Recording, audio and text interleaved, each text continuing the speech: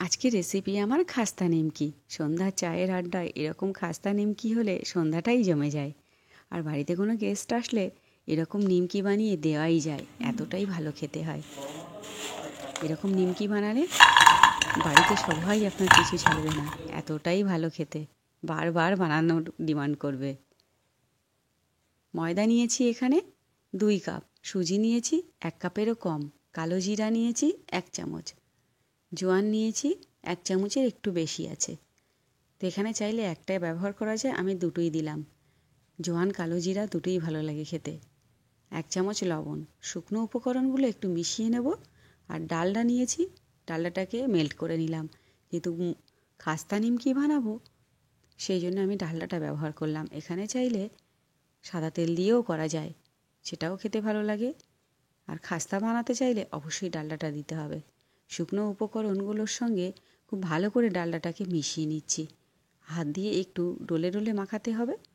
মাখানোটা যত ভালো হবে নিমকিটা ততটাই খাস্তা হবে। খুব হালকা গরম জল নিয়েছি, অল্প অল্প করে ঢেলে মাখাতে থাকছি ডোটাকে।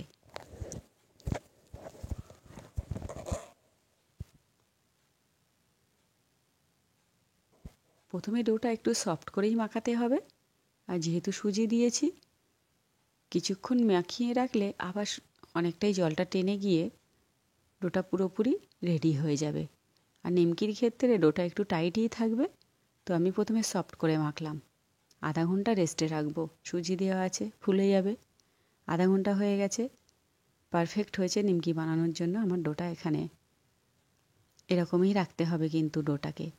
তো একটা স্ল্যাপে তুলে নিলাম বেলার সুবিধার্থে। আবারও একটু হাত দিয়ে ভালো করে ডলে নিচ্ছি। খুব ভালো করে ডলে নেওয়ার পর লম্বা করে আমি একটু লেচি কেটে নেব।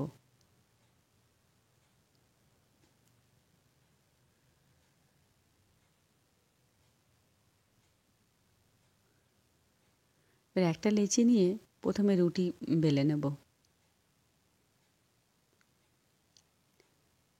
এখানে একটু হালকা করে ময়দা ডাস্ট করে নিলাম, তাহলে আটকে যাবে না। খুব পাতলা করে একটা বড় সাইজের রুটি বেলে নেব।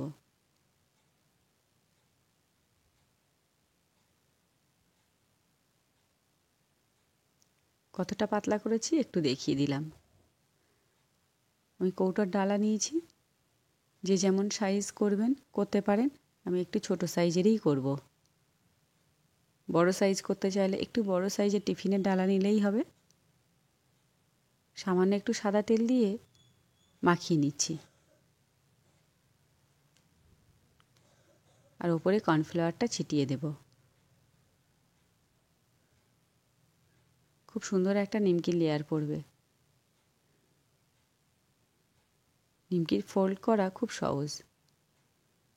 তো দেখিয়ে দিলাম কিভাবে ফোল্ডটা করছি। হাত দিয়ে চেপে চেপে ভালো করে সিল করতে হবে, নাহলে ভাজার সময় খুলে যাবে।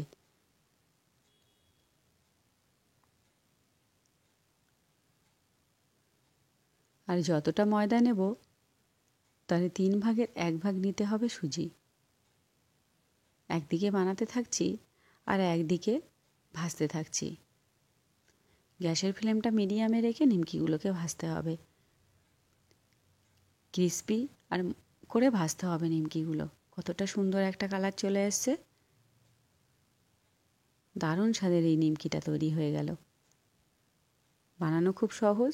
সন্ধ্যার চায়ের আড্ডায় এরকম নিমকি ঝটপট বানানো যায়, বেশি টাইম লাগে না ভাজতে।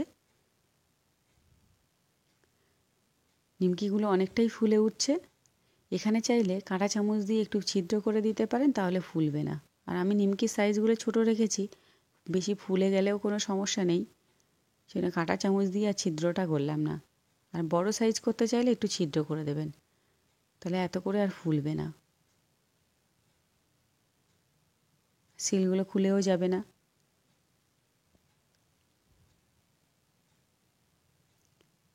একে একে আমি সমস্ত নিমকিগুলো ভাজা রেডি করে নিলাম। কতটা ক্রিস্পি হয়েছে। এটা চাইলে স্টোর করে রাখাও যায়।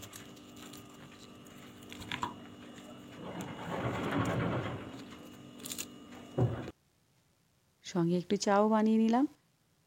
সন্ধ্যার চায়ের আড্ডা এরকম নিমকি, শীতের সন্ধ্যাটাই জমে যাবে। রেসিপিটা ভালো লাগলে লাইক কমেন্ট শেয়ার করতে ভুলবেন না। অবশ্যই চ্যানেলটিকে সাবস্ক্রাইব করবেন। নিত্য নতুন রেসিপি পেতে বাটা মশলা কিচেনে চোখ রাখবেন। পুরোপুরি ভিতর থেকেও ক্রিসপি এবং সফট হয়েছে, সুন্দর হয়েছে, খাস্তা একদম নিমকি তৈরি হয়ে গেছে। আমি স্টোর করে রাখবো। একটা জার নিয়েছি, পুরোপুরি ঠান্ডা হয়ে যাওয়ার পর তারপর জারে ভরতে হবে।